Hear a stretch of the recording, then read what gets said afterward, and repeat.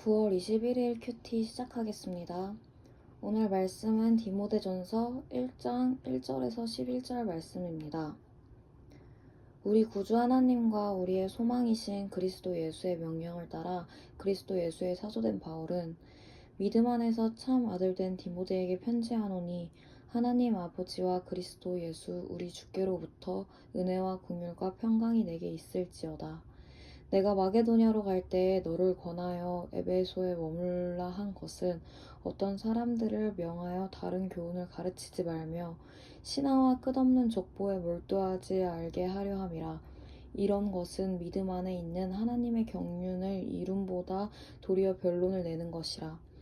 이 교훈의 목적은 청결한 마음과 선한 양심과 거짓이 없는 믿음에서 나오는 사랑이거늘 사람들이 이에서 벗어나 헛된 말에 빠져 율법의 선생이 되려 하거나 자기가 말하는 것이나 자기가 확증하는 것도 깨닫지 못하는도다. 그러나 율법은 사람이 그것을 적법하게만 쓰면 선한 것임을 우리가 아노라. 알 것은 이것이니 율법은 옳은 사람을 위하여 세운 것이 아니요 오직 불법한 자와 복종하지 아니하는 자와 경건하지 아니하는 자와 죄인과 거룩하지 아니한 자와 망령된 자와 아버지를 죽이는 자와 어머니를 죽이는 자와 살인하는 자며 음행하는 자와 남색하는 자와 인신매매를 하는 자와 거짓말하는 자와 거짓맹세를 하는 자와 기타 다른 바른 교훈을 거스르는 자를 위함이니 이 교훈은 내게 맡기신 바 복되신 하나님의 영광을 복음을 따름이니라. 아멘. 오늘 말씀은 거짓 교훈과 진짜 교훈의 차이가 사랑에서 옴에 대해 얘기합니다. 여러분은 사랑이 무엇이라고 생각하나요? 과거에 저는 사랑이라는 단어를 들었을 때 막연히 헌신에 대해서만 떠올렸습니다. 그래서 제 사랑의 방식은 누군가가 하기 싫은 것을 대신해주고 그 사람이 편할 수 있게 만들어주며 듣기 좋은 얘기를 해주는 것과 같은 방식이었습니다. 그런 면에서 보면 제게 율법은 크게 사랑의 표현이라고 보기는 어려웠습니다. 제 기준에서는 어쩌면 교훈과 사랑은 먼 거리에 있는 개념들이었습니다. 하지만 오늘 본문에서는 율법을 적법하게만 쓰면 선한 것이라고 야기합니다. 교훈의 목적이 사랑이라고도 얘기합니다.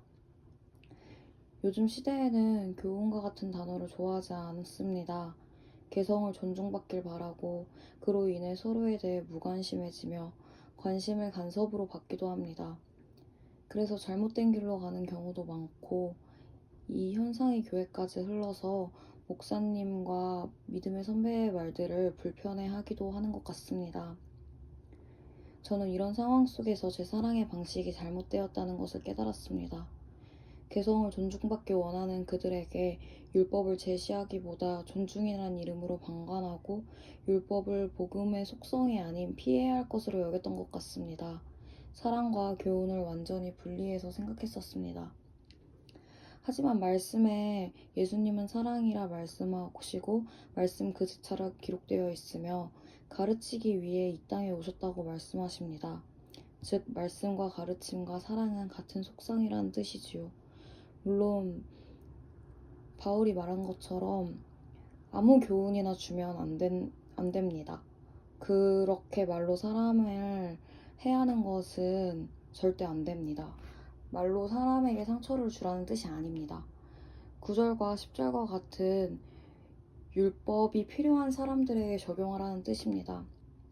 그러니까 주변 사람이 죄에 손을 댄다면 율법을 제시하는 것이 사랑이라고 말하는 것입니다. 죄와 개성을 혼돈하지 않았으면 좋겠습니다. 자유와 타협을 헷갈리지 않길 원합니다. 교회에 위로와 평안을 받으러 오는 사람이 많습니다. 그건 역시 좋은 목적이라고 생각합니다.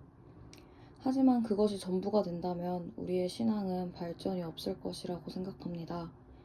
위로와 평안과 동시에 배움까지 얻길 소망하는 마음이 있길 원합니다. 나의 죄를 말씀 앞에 깨닫고 배우고 그 배움을 또 다른 이들에게 사랑으로 가르치며 거룩한 기준이 세워지는 미스바가 되길 소망합니다. 그래서 더 이상 율법이 큰 영향이 없게 되는 거룩한 공동체가 되길 소망합니다. 우리의 가르침에 정말 사랑이 있는지 없는지 알기 위해서는 기도가 최우선이라고 생각합니다. 지체에게 무언가를 야기해주고 싶다면 먼저 주님 앞에 그 지체를 위해 진심으로 기도하는 시간이 먼저라고 생각합니다. 그런 기도 없이 그 말에서 사랑이 나오기는 어렵다고 생각합니다. 그래서 방치하지는 않되 주님 앞에 더욱더 깨어 기도하고 그 지체에 대한 마음을 주님으로부터 받고 그리고 그 지체에게 말하는 것이 진정한 교훈이고 진정한 사랑이라고 생각합니다. 우리가 그런 좋은 문화를 만들어가는 공동체가 되길, 그래서 율법이 내 삶의 기준이 되기보다 그냥 이미 스며드는 그런 삶을 살길 원합니다.